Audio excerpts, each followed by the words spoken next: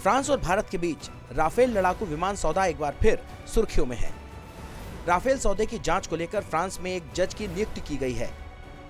इसके बाद अब भारत की सियासत भी गर्मा गई है।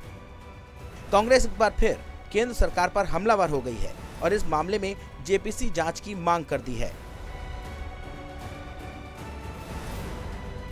इस बीच राहुल गांधी ने बीजेपी सरकार पर तंज कसते हुए कहा है कि चोर की दाढ़ी राफेल स्कैम।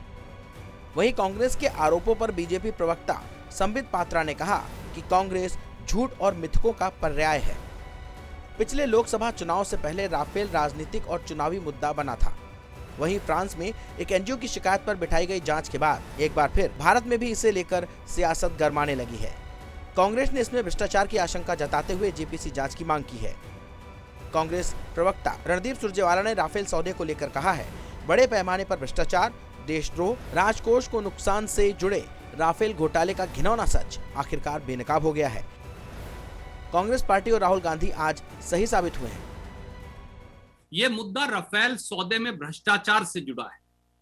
राफेल जहाज एक अच्छा जहाज है जिसकी खरीद कांग्रेस सरकार कर रही थी बहुत कम रेट पर।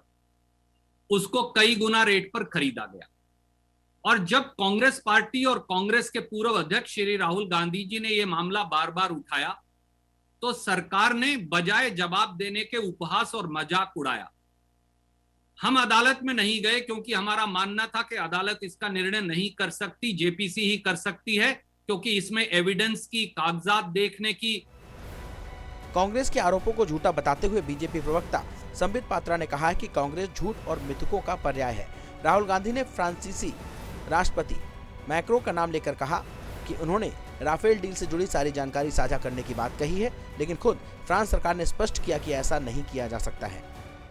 किस प्रकार से झूठ फैलाना है, किस प्रकार से भ्रम फैलाना है, इसका पर्यायवाची शब्द आज कांग्रेस बन चुका है। आज पुनः राफेल को लेकर जिस प्रकार कांग्रेस पार्टी ने झूठ बोला है, जिस प्रकार से एक भ्रम फैलाने की कोशिश की है, वो हम सब ने देखा है।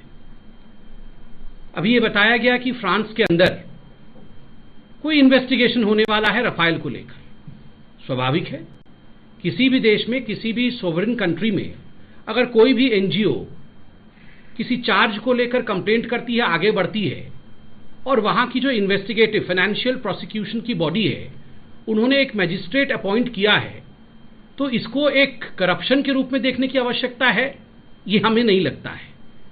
Just an investigation has been ordered. दरअसल राफेल पर काफी समय से विवाद चल रहा है। फ्रांस से राफेल पर सौदे के बाद यूपीए ने केंद्र सरकार पर आरोप लगाया कि उसने ज्यादा कीमत पर यह सौदा किया। यूपीए का कहना है कि उनकी सरकार के मुकाबले एनडीए ने यह सौदा करीब 1250 करोड़ रुपए अधिक में किया। वहीं सरकार की तरफ से कहा गया कि पहले सौदे में राफेल के टेक्नोलॉजी ट्रांसफर की बात कही नहीं थी, सिर्फ मैन्युफैक्चरिंग लाइसेंस दिए जाने की बात कही गई थी। वहीं बीते लगभग सभी चुनाव में विपक्ष ने राफेल को मुद्दा बनाया था। सुप्रीम कोर्ट की ओर से क्लीन चिट दिए जाने के बाद राफेल पर चल रहा विवाद थम गया, लेकिन फ्रांस में राफेल की खरीदारी को लेकर जांच के मामले ने एक बार फिर भारत की सियासी गलियारों में हलचलें तेज कर दी हैं।